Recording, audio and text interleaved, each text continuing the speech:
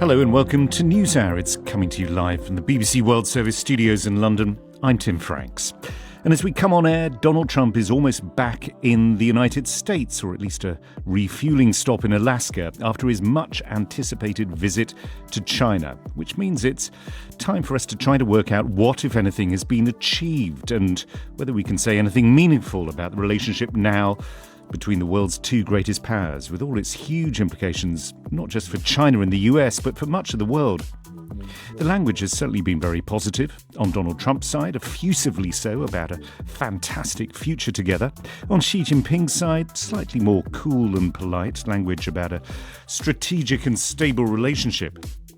There's an enormous amount potentially on the line here over the huge tensions between the world's two biggest economies, over the future of the self-governing island of Taiwan, over China's role in Iran, and also perhaps about whether this we're seeing now a transformational shift in power away from Washington and towards Beijing.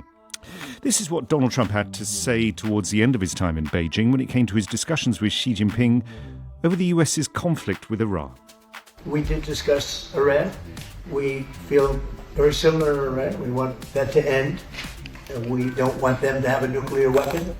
We want the straits open. We're closing it now. They closed it, then we closed it on top of them. But we want the straits open. And we want them to get it ended because it's a crazy thing. They're a little bit crazy.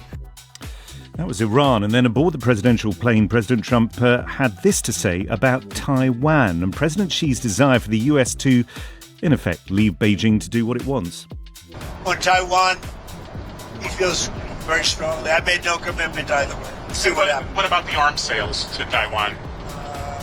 I'll make a determination over the next fairly short period. You're not necessarily going to go ahead. It was your proposal. Make a determination. I'm going to see. I have to speak to the person that right now is, you know who he is, that's running Taiwan. As for Xi Jinping, well, he's not one for the Trumpian free-flowing back and forth with reporters, but he did give this rather more formal summary of what's been achieved over the past couple of days. This visit is a historic and landmark visit. So far, we have established a new bilateral relationship, or rather, a constructive relationship of strategic stability. This could be described as a milestone visit. Let's get 2 points of view on this from the two countries involved. First, from China, Zhou Bo is a retired senior officer in the Chinese People's Liberation Army and now senior fellow at the Center for International Security and Strategy at Tsinghua University. What does he think has been achieved in this visit? President Trump's visit after 9 years is actually a great achievement in itself, because I would believe that for China and the United States, we should have such kind of changes at the regular levels. In terms of the concrete achievements, I believe we should have made a few deals in economic sectors. It's not very much mentioned, but I'm sure to make this visit looking beautiful, there should be some deals already done. But what remains to be the difficult issue is on Taiwan issue, on which the United States apparently hasn't said much to make the Chinese host happy. And the Chinese side didn't say much, at least publicly, about how it might help to bail out the United States from the war in the Strait of Hormuz. I mean, as far as Taiwan is concerned, pretty much as soon as Donald Trump landed, Xi Jinping said to him the US must handle the Taiwan issue with utmost caution. I mean, it seemed like relatively strong words there, but Donald Trump, he has said, we discussed Taiwan and in particular arms sales to Taiwan. All he would say on that is, I'll be making decisions. So it doesn't sound as if the Chinese leader has got Mr. Trump to shift position either on the status of Taiwan or American support for Taiwan in any significant way. I totally agree with you. I believe Trump would not want to say much about it because, first of all, it would be a major policy shift. And he might be criticized by Congress, by some people back home. And besides, there are 2 arms sales pending. So I don't believe he wants to jeopardize his arms sales, because if he says something, that might look soft. It would be difficult, for him to carry on these kind of sales. But there is actually a price to pay because China is getting stronger. China certainly has more tools in the toolkit. We could have sanctions and we could have military exercises. You'll be aware that a lot of people in the West would view the issue of Taiwan slightly differently. I mean, they would frame it in terms of it's not just about arms sales, but it's also about standing up for Taiwan's right, as far as they can see it, to be a self-governing island. And I realise that the view from Beijing is very different about that. Can I ask you, though, about Iran? I mean, you suggested that maybe Donald Trump needs China's help to extricate himself from the position he finds himself in with Iran. Is it not also correct, though, to say that China sort of needs this to be sorted out because China is suffering to an extent, as much of the world is suffering from the closure of the Strait of Hormuz, and that's something that Beijing cannot very well afford? I totally agree with you because China is already working on this. The only question is to what extent can Chinese efforts be effective? Because you see, China said the right thing, and China has been in communication with the Iranian government, and Iran's foreign minister actually came a week before Trump's visit. Why would he come? He definitely would brief us the situation, right? And we more or less know the situation. The more important thing is he would tell the Chinese side what is the mind of the Iranian government. But the point is, if the United States would not accept the Iranian's condition, I know some of the conditions would be very difficult. So this is a kind of tit-for-tat negotiation is still going on. I personally believe the best solution is China mediate, even behind the closed door. I guess there may be some skepticism whether China is the neutral player in this. You talk about mediation because there does seem to be a fair amount of evidence that China has been providing Iran with intelligence, access to satellites and that sort of thing to get a sense of where US forces are, that it's been selling dual-use technology to Iran, that it's been selling arms to Iran through third countries. So I think there probably would be some skepticism in Washington whether China really can be an honest broker in this. Well, I personally really doubt about these allegations because it doesn't make any sense to me. Because Iran's oil to China would account for 80% of Iranian's export, and it would account for 13% of China's oil, so which is still needed, right? So we are suffering even to a small extent still damages. So why should we just provide this kind of intelligence? Joe Bohr, speaking to me from Beijing. From a Chinese perspective to an American. Michael Baumgartner is a Republican congressman from Washington state and visited China last September as part of a congressional delegation.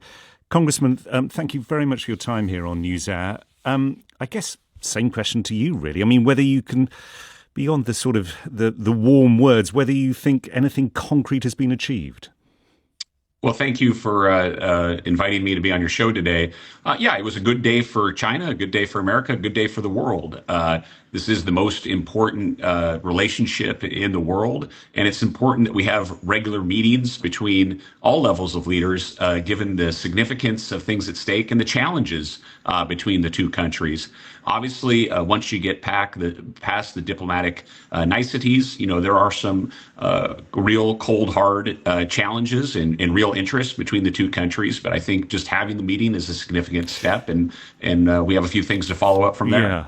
I mean, with the greatest respect, that is quite a low bar, isn't it? I mean, just for the meeting to pass off without anybody having a sort of screaming row. I mean, the fact, Donald Trump came sort of trailing the idea that he was going to have some knockout trade deals, had a big high-powered trade delegation with him. That all seems to be a bit of a damp squib. I mean, Boeing, which was supposed to be the big ticket item, China buying loads of Boeing aeroplanes. Well, Boeing's shares have fallen pretty much 5% after this. And, again, no sort of suggestion from China that they're going to change tack when it comes to Iran, nothing on when it comes to artificial intelligence. I mean, it's thin pickings, isn't it?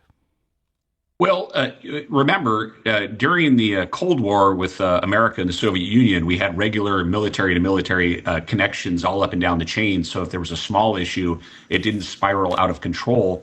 One of the issues that we talked about on my trip to China last year, and I'm sure was discussed this year, is that the Chinese need to establish with us as Americans regular military to military communications. And so I'm sure you say communicating is a low bar, but it's a bar that has not been met yet. So that was a significant issue, I'm sure.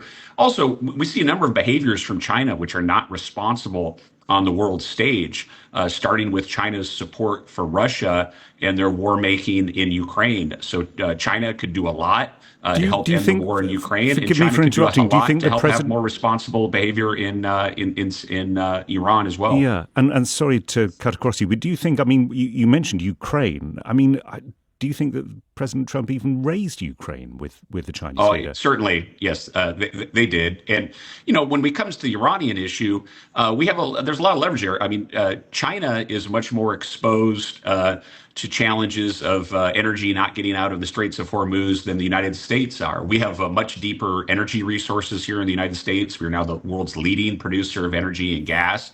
And so it really is in China's interest and the Pacific Rim's interest to help the situation in Iran. And there is some precedence there. 20 years ago, China was a responsible partner in helping work towards Iran not having a nuclear weapon. And lately, we've seen them supporting their ballistic missile program. So, I'm sure that was discussed, and we would like to see some change in behavior there. So there are a number of issues that are going to have to make it past the flowery headlines. But I am optimistic that that this visit, advanced both American and Chinese interests and the world's interests. And in terms of Donald Trump saying on Air Force One, look, I'm going to make a determination about U.S. arms sales. I'm going to speak to the Taiwanese leader first. Do you think it's time, perhaps, for the U.S. to change its orthodoxy when it comes to Taiwan? No, the appropriate policy for America with respect to Taiwan and China is that there is one China. It should be decided peacefully. It should not be decided by force. And the United States' role should be ambiguous in terms of what is going to happen. So we will continue to support policies that mean it is not decided by force. And I think that's what Congress expects. And I think you'll see that from the administration as well, too. I mean, no one is naive here on the American side to the military operations that China carries out around the area of Taiwan and some of the behavior going on in terms of their efforts to limit freedom of navigation of the South China Sea and the straits there. And so these are all real issues. Go ahead. Forgive me, we're out of time, but I'm so grateful to you for your time, Congressman Michael Baumgartner. And coming up on NewsHour, archaeologists and preservation groups have appealed to a court in the United States to prevent the company RMS Titanic from selling 100 of the ship's artefacts to private collectors. We'll hear from Professor Mike Williams, who's part of the group, asking the court to halt the auction. We're concerned that it sets a precedent in the form of encouragement to other companies who might conduct inappropriate recoveries and then seek to market the artifacts. More on that in 30 minutes. Our main headlines this hour. The U.S. media report that Washington's preparing criminal charges against the 94-year-old former Cuban leader Raul Castro. We'll be hearing much more about that in 15 minutes.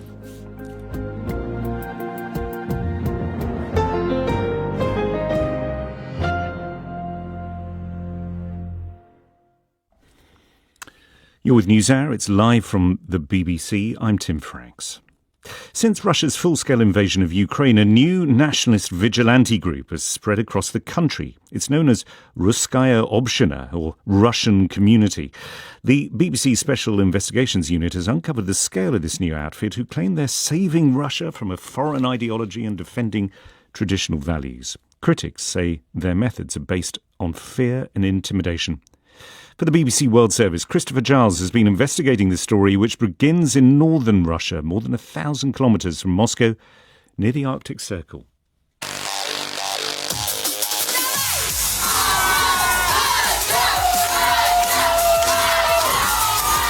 It's Saturday night in Arkhangelsk, Katya Phil's 30th birthday party. My events attract an alternative crowd. People who stand out. Bright hair, piercings, unusual makeup. I made a poster. It said, themed costume party. I only shared it in a private group. Just as I was about to blow out the candles, people who weren't invited forced their way into my private celebration.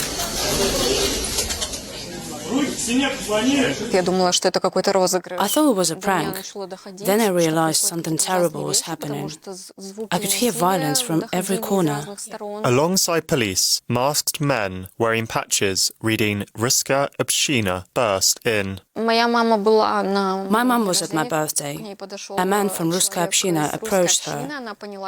She recognized the patch and told her to get on all fours because she was wearing bunny ears.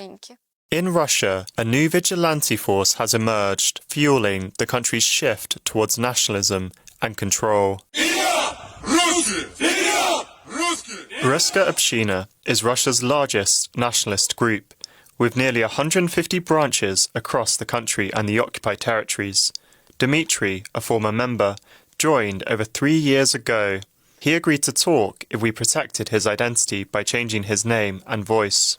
Right now, we're doing a lot for society. We're trying to make the world better. Trying to clean up some of this filth that goes against Orthodox Russians. If I had to describe Ruskaya Община in one word, it has to be brotherhood. Bratstvo.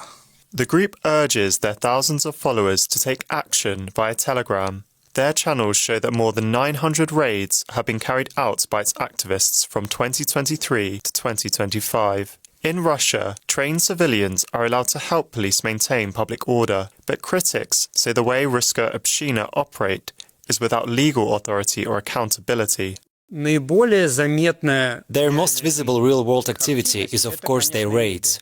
Alexander Vukovsky has studied Russia's nationalists for over 20 years. Ruskaya Общina, which claims to uphold law and order, mainly operates through intimidation, which is itself illegal. The group claims to be a grassroots movement, but our findings highlight two major donors. One reported to work closely with the Kremlin. The Kremlin is likely aware of Ruskaya Общina and lets it function for now. If that changed, they'd have been shut down already. That's how things work now. Everything gets banned. Ruska Общina said Russia's enemies would twist anything they say and claimed that the BBC invented the sources of funding. Today, we're mopping the corridor. Oh, look at this mess. A month after her party was raided, Katya was charged with blasphemy. I was sentenced to 200 hours of community service. The charge was based on the claim that Ruskaya Общina were offended by a red neon cross. I was getting more scared every day. To keep myself together, I always dressed up when I did community service. Have you ever seen cleaner in heels? As their presence grows, so too does the debate around their influence and place in Russian society. And that was Christopher Giles reporting. You can watch the full BBC I documentary on the BBC World Service YouTube channel. You just search for Pray, Raid, Repeat inside Russia's Vigilantes. And giant new species of dinosaurs been identified in Thailand. Scientists have been examining these particular fossil remains for years after they were found near a pond in the northeast of the country. They've now named the dinosaur Naga Titan after the giant mythological water serpent Naga. Paul Upchurch is a paleontologist at University College London and co-author of the study announcing the discovery. He's been speaking to my colleague Rebecca Kesby. It would have been about 25 to 28 metric tons, which sounds impressive, but the sauropod dinosaurs got bigger than that. So if your listeners imagine something that would have looked a lot like a brontosaurus, so long neck, small head, standing on all four legs, that kind of animal.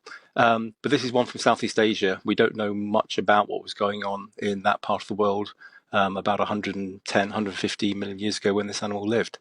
Right, so we think, it was a vegetarian? What kind of lifestyle did it have? Yeah, all of these animals, they're called sauropods, are basically plant eaters. So they potentially lived in herds, and essentially used their long necks for getting vegetation from the tops of trees. A few of them specialised in sort of getting food from lower levels, but that's their main thing. Essentially, is a bit like giraffes in that sense of using the long neck to get up high. Right, and it was found near a pond or sort of wet area. Is that significant? You call it after this water serpent, Naga. Yeah, well, it's very nice when you get to name a dinosaur because you can use your imagination. The name was produced by my Thai colleagues. I think that's their right, given that it was found in their country. I think it's quite an evocative name because obviously it's a serpent, it's a reptile, so it kind of makes sense from that point of view. But actually, my understanding is that the pond sort of started to dry up because of weather or climate, and that helped reveal the bones. Right, I understand. So you gave us the tonnage earlier, but no sort of visual on how big it might be, because it's quite big, isn't it, for dinosaurs in that region? Yeah, so an animal like this would have been around 25 meters long, that kind of thing. So people would say, sort of imagine 3 double-decker buses lined up in a row, kind of thing. So they're quite large. It's the same weight as 9 Asian elephants, for example. Big. That's pretty big. That's pretty big. Yeah. And we think it had a big long neck like some of the others that you mentioned. What about the climate? Because I read that you discovered that the climate was a little bit hotter and that had an impact on them. Well, our understanding is that essentially from around when this animal was living, about 110, 150 million years ago, from that point onwards for the next 20 million years, the Earth got hotter and hotter because of increased CO2, climate change, global warming, all those kind of things, and got extremely hot. At its highest point. And for some reason, the sauropods seem to do quite well under those conditions. They have some structures related to their lungs that allow them to collect heat from the insides of their bodies and then expel it when they breathed out. And that might have been quite a useful thing to be able to do under those really hot conditions. I'm just taking a look on the BBC website of an artist's impression of it. It's got quite a little head. Do we think they were very intelligent? No, I mean, it's difficult. We can't be sure because we can't observe them actually behaving. But essentially, we know that plant eaters generally don't tend to be as bright as your carnivores. I guess you don't have to be as clever to outwit a plant as a meat eater has to outwit another animal. So carnivores tend to be cleverer. Herbivores, their main job is to avoid getting eaten, eat some plants, make some baby herbivores, and that's job done. And that was the paleontologist Paul Upchurch with that penetrating psychological study of the Naga titan, that giant new species of dinosaur. He was speaking to Rebecca Kesby.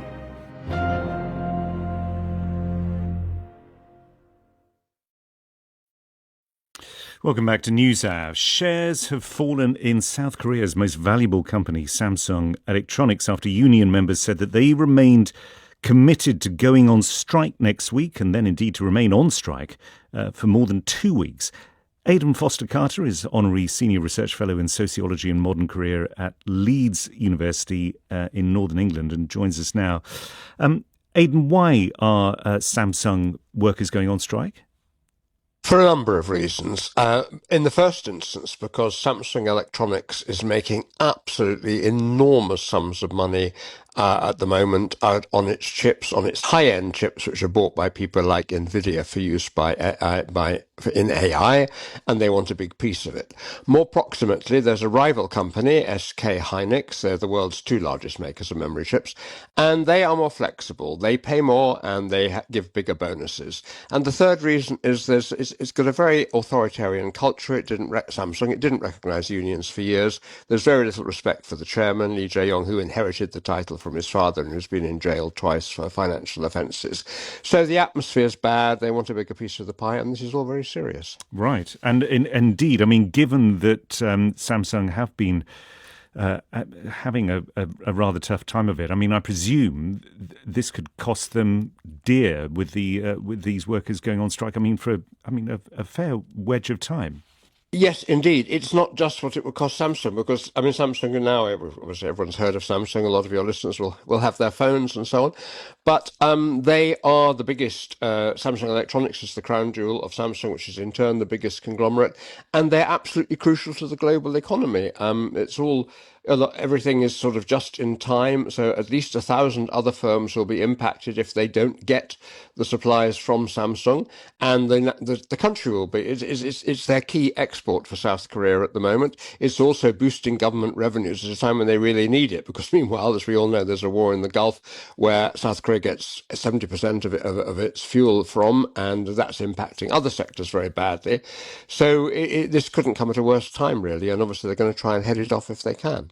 When you say they're going to try and head it off, is there a role, do you think, here for the government to Yes, there get is. involved? I mean, the industry minister has already stated they have in the law. Well, on the one hand, the union is saying we're going to exercise our constitutional right to strike, and there is the right. But there's also in the labour law there is a provision where the government can tell them not to strike for 30 days if it's of national importance, and they've already explicitly said, I think, that they're going to invoke that. So I think that's what's going to happen, and then we'll see what the workers do. But I mean, it sounds as if relations between the workers and the management are really in the trough. This has been building for a long time, really. I mean, obviously, you can't undo history. I mean, Samsung, unlike Hyundai, for instance, the car maker, they resisted unions for as long, and they worked really hard and sometimes viciously to stop people organising, and that failed. So there's a bad atmosphere to start with, and there's all this money being made. So, I say the other firm is paying its workers more. A lot of bad stuff. One hopes somehow they can come back from the brink, because it won't be good for anybody. Aidan Foster-Carter, always very good to have you on the programme. Thank you very much for joining us. You're with the BBC, and this is NewsHour, live from London with me, Tim Franks. We began the programme talking about China and the US and trying to unwrap the mystery of what really has come out of that visit by Donald Trump to Beijing. Another mystery in its own way now in Cuba. What is going on there? We know, the people of Cuba know all too well, the painful cost of the current US fuel blockades, several severe shortages, across the island. But then there's the remarkable and intriguing visit on Thursday by the boss of the CIA to Havana, and reports in the US media that Washington is preparing criminal charges against Raul Castro, the 94-year-old brother of the revolutionary leader of Cuba, Fidel Castro. I've been speaking to Rory Nickel, who's the Guardian newspaper's Cuba correspondent. He's in Havana. He told me first about how people on the island are feeling the effects of the oil blockade. Well, what's happened in the last couple of days, it's been a very sort of strange day for people in an all-round very strange time. But the last few days have been quite sort of dramatic in that, as you are referring to, Vicente de la O, the energy minister, came out and in a very frank manner that we're not used to from government ministers here said, look, we've literally run out of oil. At the same time, Havana itself has been experiencing 22 hours of blackouts and that sort of thing. Various neighborhoods have been going through that. And that's very unusual as well, because usually they protect Havana up to some sort of level. This has meant that people are very disconcerted. And a couple of nights ago, people actually went out on the streets in various neighborhoods. Not so much to say we want huge change to the government or anything, but just to say we need some electricity. People were quite sort of frank that were interviewed on the streets. They said, just give us 3 hours. One guy said, just give us 3 hours of electricity. The problem is, since the last time I spoke to you, it's begun to get very hot. I'm standing on my terrace at the moment, and it's very humid, very hot. And that means that the conditions of not having electricity are much worse. It means that your food goes off much quicker. It means that you're just not sleeping. Your kids aren't sleeping. It's not great right now. The other thing, obviously, is we've been bombarded by very, very strange news as well about what's happening at the top. In terms of the sort of the wider compounding effects of this as well, I mean, you talked about just how, in a sense, how uncomfortable it is. Is that also in the sense that there are things like, I mean, garbage is not being collected, and there's a feeling that maybe things are beginning to break down, literally and metaphorically? Yes, I mean, actually, oddly, because the US hasn't allowed any oil in for 4 months, apart from a few very specific circumstances. One of those specific circumstances was a Russian ship carrying 830,000 barrels. That actually was surprisingly effective at relieving the situation for a few weeks. Suddenly, the pressure was taken off. We did see the garbage collected. We did see the electricity come back on. What the energy minister said the other day was that has completely run out. So what we saw the night before last was the garbage on the street being actually burnt by people. I drove through the city at 4 a.m. and all the lights were back on. They'd managed to turn all the lights back on, which had calmed the situation. Everybody had gone home. But there was a haze of smoke lying across the city because people had been burning garbage. They'd been going out banging pots and pans. They'd been shouting, turn the lights on, and the government responded. But what is clear from what the energy minister said is that without some help very soon, they will not be able to turn the lights back on when people are shouting. And the question then rises, what happens then? Can I ask you about what you mentioned as well, Rory, about the sort of disconcerting news from the top? I presume this was your reference to the visit yesterday from the CIA director, John Ratcliffe. How is that being viewed? Well, I mean, it's very early to say, but it could be viewed in a bunch of different ways. But I think any student of Venezuela would suggest that they're either coming to threaten heavily, but more likely, given the people he was meeting, it suggests that there might be some deal forming. There might be some sort of way forward. The Cuban government was very quick to come out and say, we're not giving up sovereignty. We made it clear that we are prepared to help on all sort of strategic levels. We're not involved in any terrorism against anyone. That they said that was what they sort of presented. But I think to see the last time we saw a CIA director in Havana, I mean, really, there was only one time that I can think of since the 1950s was just before the Obama Accords in 2016, when there was an agreement with the government here, and it looked like things were opening up. Rory Nicol speaking to me from Havana. Will Grant is our Cuba correspondent. I'm delighted to say he's temporarily not in Cuba, but in the NewsHour studio. Will, what do you read into the Ratcliffe visit? It's hard to know, isn't it, what's the more fascinating element of what's been coming out of Cuba over the past 24 hours in terms of whether or not it's the visit by the CIA director talking to the upper echelons of the Cuban government or the apparent plan to indict Raul Castro. I think if we look at the CIA visit, I would agree with Rory's point there that it does feel like it's pushing towards some form of deal. Exactly what that deal would be is the tough bit. Would it be the removal of Miguel Díaz-Canel as president or some kind of wholesale sweeping change at the very top of the Cuban government that would be acceptable to the Trump administration, that would be acceptable to the US Secretary of State, Marco Rubio, in order for them to then open the valve, if you like, of gas, of fuel, of oil, returning to the island and helping out this extremely, extremely dire situation.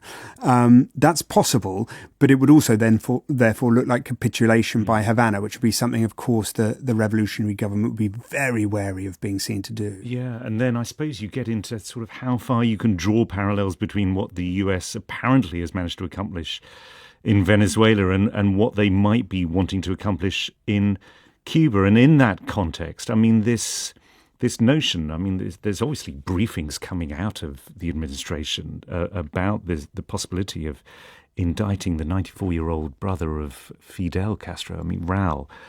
That would be a very strongly symbolic move, wouldn't it? Yeah, it would be, particularly because of what it's related to. It's related to this moment in 1996 when Cuban MiG fighter jets downed two civilian aircraft that were dropping leaflets over Havana. They were run by a group called the Brothers to the Rescue. It has always been one of the key arguments out of Miami, out of Florida, against the Castro government, against Raul Castro himself, and the argument that he needs to face charges over it. The Cuban government, of course, say that those planes have been repeatedly warned that they were violating Cuban airspace.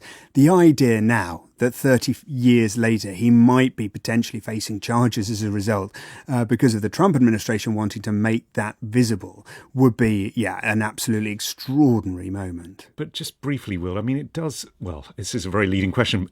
Does it not feel as if we are sort of approaching some sort of pinch point? It does. I feel like it has been a long time this year building. I think there was a feeling within Washington that, as you say, it would be very quick off the heel, on the back of the heels of what happened in Venezuela. The Trump administration would be able to get what it considered a very quick victory by turning off the oil. It hasn't come that way, but it does now begin to feel like it's coalescing around some kind of announcement, some kind of change.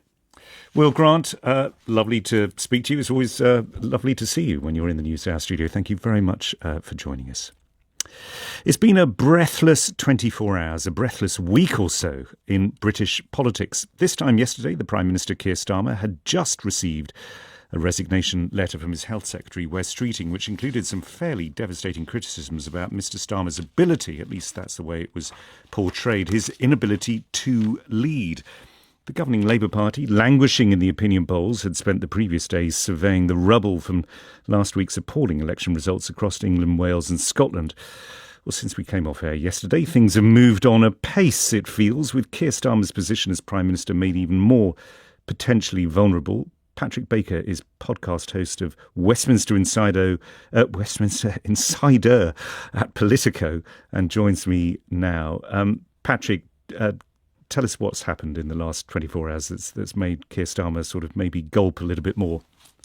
Yes, hi there. It's been, as you say, a completely breathless week and I'm exhausted. But Andy Burnham, the charismatic mayor of Greater Manchester, just when we thought we were all going to be able to have a lie down yesterday, he reared his head and said that he'd be standing as an MP to win the seat of Makerfield in the north of England, and to potentially basically chart a course all the way back to Westminster. He needs to become an MP. He needs to win a by-election if he's going to be able to launch a leadership challenge against the Prime Minister, which is significant because many think that if he does manage to make it back to Westminster, that he'd have a very, very good chance of beating the Prime Minister. But there are so many variables and there are so many different things that could go wrong in terms of his strategy. He has to actually win that seat for in the first instance as well, which is no easy thing in today's politics. So, well, as you point out, I mean, yes, a vacancy has come up as a result of the sitting Member of Parliament saying that they're going to make way in order to allow Andy Burnham to return to Parliament. But you never take the voters for granted, do you? No, and the local elections recently, which really triggered all of this trouble for the Prime Minister because the results were so bad. If you look at the results in and around that area, they were very, very good for reform. And which is the right-wing populist party that's leading the opinion polls and has been for some time now. Absolutely, and it's their success that's really fueling the turmoil within the Labour Party, because the prospect of a reform government is making many MPs going, well, we need to change tack as quickly as possible. But if they're doing well in that area, then there's no guarantee that Andy Burnham, who is a very popular mayor, it has to be said, would win. But if he can somehow do that, then it will create a problem for the Prime Minister. But I think the Prime Minister's current position is to almost, after a very, very difficult week, to almost take stock and almost bask in the fact that there are so many things that could go wrong for all these potential challenges. And actually, that's the only thing keeping him in position right now. And as you say, Andy Burnham does seem to command a certain level of popularity inside the governing Labour Party, but already the financial markets appear to be rather twitchy. And given just how indebted Britain is, that their view of what Andy Burnham possibly as a slightly more left-wing Prime Minister could mean, I mean, that could be significant.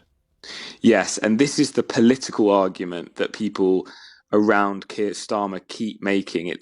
If you may, your listeners may remember that last year, the Chancellor of the Exchequer, Rachel Reeves, was seen crying in Parliament, and that sent the markets into a bit of a tailspin momentarily. And ever since then, there's been this real doubling down of this sense that that only the current Labour personnel, the people at the top, are capable of keeping the markets in check. Okay. Patrick, we'll have to leave it there, but thank you very much indeed for joining us. Patrick Baker, podcast host of Westminster Insider. You're with NewsHour, live from the BBC. I'm Tim Franks. Africa's top health agency has declared an Ebola outbreak in the Democratic Republic of Congo, with reports suggesting 65 people have died, more than 200 have been infected. Covering the story for us is the BBC's Emery Makumeno, who's in the DRC capital, Kinshasa. What we know for the moment is that 13 samples tested positive for Ebola, and that out of the 20 samples that have been sent here to Kinshasa at the Biomedical Research Institute. These samples came from the Ituri province in the eastern DRC, that's northeastern DRC. And among the 13 which turned positive, you have 4 dead, 4 confirmed cases of Ebola. Right. I suppose the concern here is obviously that Ebola itself is a terrible disease, but also where this outbreak is, because if you're talking about Ituri in the east of the DRC, presumably that's quite a difficult place for health teams to get to. Ituri is under a martial state, which means that the civilian governor has been replaced by the military to root out quite a number or dozens of armed groups still active in the Ituri region. And the epicenter, the current epicenter of the disease is in Mongwalo, which is a mining area, lots of gold digging with the artisanal miners happening there. There is also some small-scale mining activities still with gold. And the second town, which is also a kind of urban area, is Rwampara, which is also where some cases have been found. Authorities are also worried about the Bunia, which is the capital seat, where they are also suspecting some cases. Of course, investigations are still going on when it comes to Bunia, the capital city of Ituri. So all of these are towns with a high mobility among them and not far from the Ugandan borders or South Sudan border, less than 130 kilometers. Ebola can present itself in different ways. There can be different strains to the virus. Is that an important part of it as far as the authorities in Kinshasa are concerned, are trying to sort of understand what this strain of Ebola is and therefore perhaps how best they can try to tackle it? Yes, of course. Knowing the strain determines the kind of treatment available, and it's important for the rapid response. What we understand from Dr. Jean Kaseya, who is the director of the Africa CDC, is that they are still sequencing and trying to find out what is the current strain. He has said that earlier indications don't suggest that it is the Zaire strain, which is more common here in the DRC, but they should be able to know that in the 24 hours ahead. But so far, we don't know what is the exact strain for what is happening in Ituri. One of our correspondents in Kinshasa, Emery Makumeno. Who does the past belong to? It has emerged that a company which holds thousands of artefacts raised from the wreck of the Titanic has proposed, initially it made the proposal secretly, to auction off about 100 of its pieces. The Titanic has occupied an outsized place in many people's imaginations ever since the luxury liner sank more than 100 years ago on its maiden voyage from England to the United States. The shipwreck was only discovered 40 years ago, and since then there have been several salvage expeditions. But now the idea of selling off some of those pieces recovered from the seabed have prompted howls of outrage about cultural exploitation. Mike Williams is a visiting professor at Plymouth University and represents the Joint Nautical Archaeology Policy Committee, the forum that has written to the court to stop the sale going ahead. Why? It's entirely inappropriate. There is a history from this company of applying for applications to make recoveries. They, think last year, the year before, applied to recover the Marconi radio set, alleging that would give significant insights into the sinking and that it was a unique artifact. It's not. And the difficulty is that it raises a policy issue about what are these recoveries for? Are they for the public benefit or are they for private enterprise profit? And if you think about it, I mean, how would people feel if you take, for example, the Mary Rose Museum, which is an internationally acclaimed museum in Portsmouth, or the Vasa Museum, a 17th century complete warship in the museum in Stockholm. You know, those have been raised, the collection's been kept together and is publicly accessible. If you start then selling off artifacts, who's the loser? And the answer is the public. You could argue that it's done the public a service by going to the seabeds several times and raising some of the artifacts, salvaging some of the artifacts. Most of them are going to remain in its collection, which are then displayed around the world. But if it's, I think it has been in some financial difficulties. If this could help out a bit, would it be such a bad thing? Yes, I think it would, because first of all, this is a small proposed sale, but what of the future? Are there going to be more proposed sale?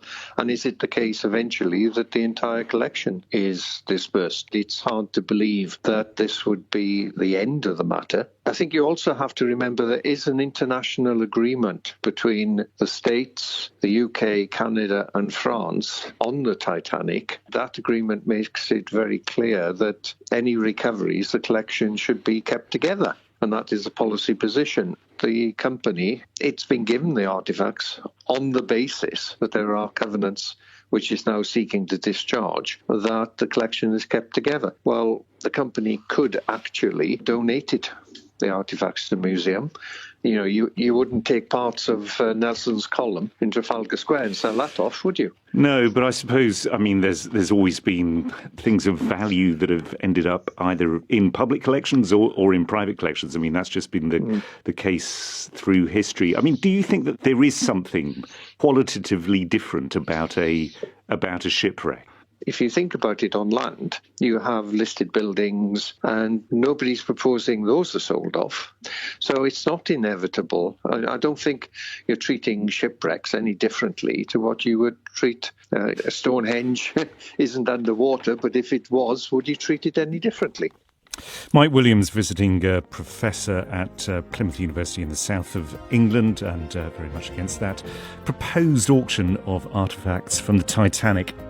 That's it from this edition of NewsHour. From me, Tim Franks, and the team here in London. Thanks for listening.